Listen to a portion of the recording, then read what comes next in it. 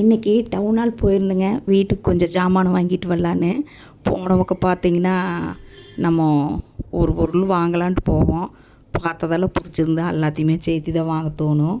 ஏற்கனவே அந்த பொருள் வீட்டில் இருக்கும். ஆனால் இருந்தாலும் புதுசாக ஒரு பொருளை பார்த்தா அதையே வாங்கத்தான் தோணுங்க. வாங்கினா தான் மனசுக்கு திருப்தியாக இருக்கும். இப்போ பாருங்கள், நான் சரி டப்பா வாங்கிட்டு வரலான்ட்டு போனேன். டப்பா வாங்கிட்டு அங்கே பார்த்தீங்கன்னா ஒரு குட்டி பக்கெட் அழகாக இருந்தது. அது பார்க்குறக்கு க்யூட்டாக இருந்தது. சரி அந்த பக்கெட் எடுத்துகிட்டேன். அப்புறம் பார்த்திங்கன்னா தட்டு இட்லி ஊற்றுறது, அதையும் பார்க்குறக்கு சூப்பராக இருந்தது. அது 3 தட்டு இட்லி ஊற்றுறது, அதையும் வாங்கிட்டுங்க. டப்பா பார்த்தா அவ்வளோ டப்பாஸ் அவ்வளோ அழகாக இருக்குதுங்க. சூப்பராக இருந்தது. பார்க்குறக்கு ஒவ்வொன்றும் அழகழகாக இருந்தது. ஏற்கனவே ரவுண்டு ஷேப்பில் இருக்கிற டப்பா இருக்குது. இப்போ ஏதாவது ஸ்கொயர் மாற்றிக்கலாம் அப்படின்னு ஸ்கொயர் பார்த்தா அது ஏகப்பட்டது இருக்குது. எதை எடுக்கிறது எதை விட்றது அப்படின்னு மனசு அங்கெல்லாம் தீர மாட்டேங்குதுங்க. கடை ஃபுல்லு விட்ட பொழுதோட வரைக்கும் தேடிட்டுருப்போம். ஆனால் பொருள் தான் செலக்ட் பண்ண மாட்டோம். அப்புறம் கடைசியில் ஒரு வழியாக இந்த ஸ்கொயர் டப்பா எடுத்தங்க. ரொம்பவே நல்லா இருந்தது.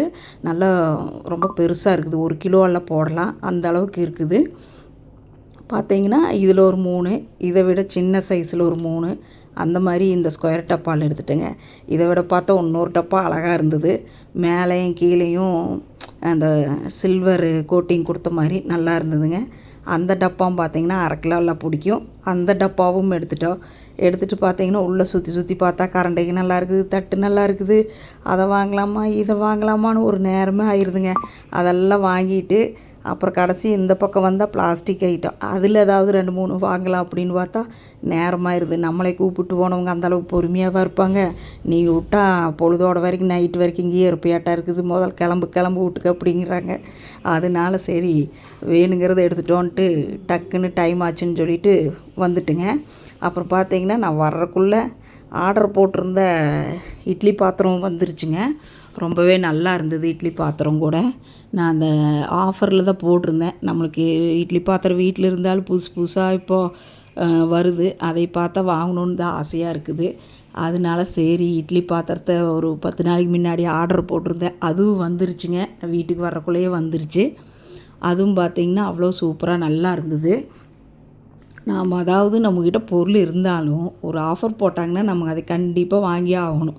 அந்த பொருள் இருக்குதோ இல்லையோ, பழசோ புதுசோ அதெல்லாம் தெரியாது, வாங்கி வீட்டில் வச்சுக்கணும்.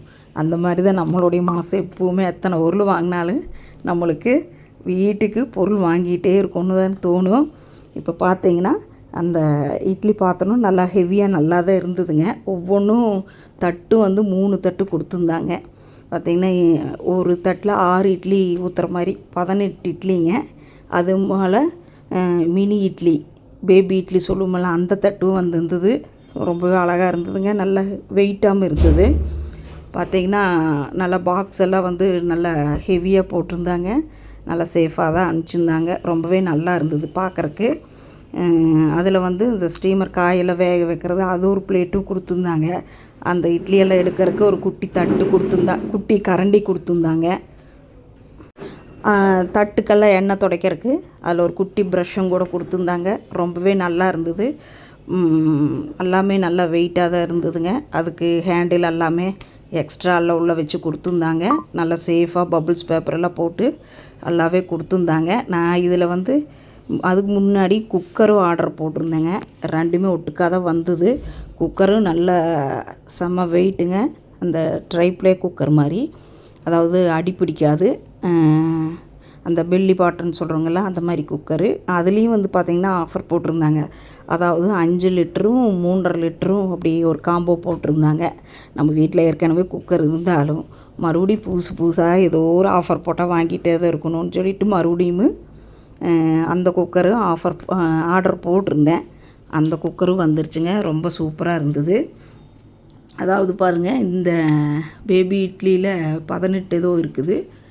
அதுபோக இந்த தட்டு இட்லி, இந்த பெரிய இட்லி ஊற்றுறதுலேயுமே 3 தட்டு கொடுத்துருந்தாங்க. நல்லா ஹெவியாக ரொம்ப நல்லா தான் இருக்குது. நம்மளுக்கு ஆர்டர் போட்டோம்னா உடனே வர்றது இல்லைங்க. 10-15 நாள் ஆகுது. நம்ம கடையில் போய் ஒவ்வொன்றா தேடி பார்த்து எடுக்கிறதுக்கு. பார்த்திங்கன்னா இந்த மாதிரி இதுலேயும் நிறைய டிசைன் வெரைட்டி அந்த மாதிரியெல்லாம் நிறையா இருக்குதுன்ட்டு தான் நம்ம கடைக்கு போனாவே நம்மளை வாங்க விட மாட்டாங்க. இந்த மாதிரி வாங்கினா தான் வாங்கினது அப்படின்ட்டு இந்த மாதிரி வாங்கிட்டேங்க. 2-3 இட்லி பாத்திரம் இருக்குது. இருந்தாலும் இந்த மாதிரியும் கூட வேணும் அப்படின்ட்டு நல்லா இருக்குது அப்படின்னு சொல்லிட்டு இந்த மாதிரி இட்லி பாத்திரத்தையும் வாங்கியாச்சுங்க. நம்ம கிச்சனில் எல்லாம் கொஞ்சம் வேலை நடந்துகிட்ருக்குது, அதாவது பெயிண்டிங் வேலையெல்லாம் நடந்துகிட்ருக்குது. அதனால சரி கொஞ்சம் பாத்திரத்தையெல்லாம் மாற்றிடலாம் அப்படின்ட்டு வேறு பாத்திரங்களில் கிண்ணங்கோ தட்டங்கோ கரண்டிகோ அந்த மாதிரியெல்லாம் வாங்க போயிருந்தேன். அதனால் பார்த்திங்கன்னா அந்த டப்பா வாங்கியாச்சு, நம்ம குக்கரும் வாங்கியாச்சு, இட்லி பாத்திரமும் வாங்கியாச்சுங்க. எல்லாமே சூப்பராக இருந்தது, நல்லா ஹெவியாக இருந்ததுங்க பாத்திரமெல்லாம். நம்ம எந்த பாத்திரத்தை வாங்கினாலும் வைக்கிறத பொறுத்து தான் இல்லைங்களா. அது சும்மா தூக்கி சமைச்சோ தூக்கி போட்டோன்னு இல்லாமல் பாங்குபதமாக வச்சோம்னா தான் எந்த பாத்திரமே ரொம்ப நாளைக்கு வருங்க. அப்புறம் பார்த்திங்கன்னா அந்த நான் 3.5 லிட்டரு குக்கரு நல்லா அகலமாக நல்லா இருந்ததுங்க, சூப்பராக இருந்தது. அது சமைக்கிறதுக்கு அதனால பெருசாக தான் இருந்தது. அது ரொம்ப நல்ல வெயிட் ஜாஸ்தியாக தான் இருந்தது. ஹேண்டிலு அந்த மாதிரி எல்லாமே நல்லா இருந்தது. 2 விசில் எக்ஸ்ட்ரா இருந்தது. கேஸ்கட்டு அந்த மாதிரி ஆஃபரில் நிறையா கொடுக்குறாங்க, சூப்பராக இருந்தது. பாருங்கள் வீட்டுக்குள்ளே பார்த்திங்கன்னா நல்லா பெயிண்டிங் வேலை நடந்துகிட்ருக்குது.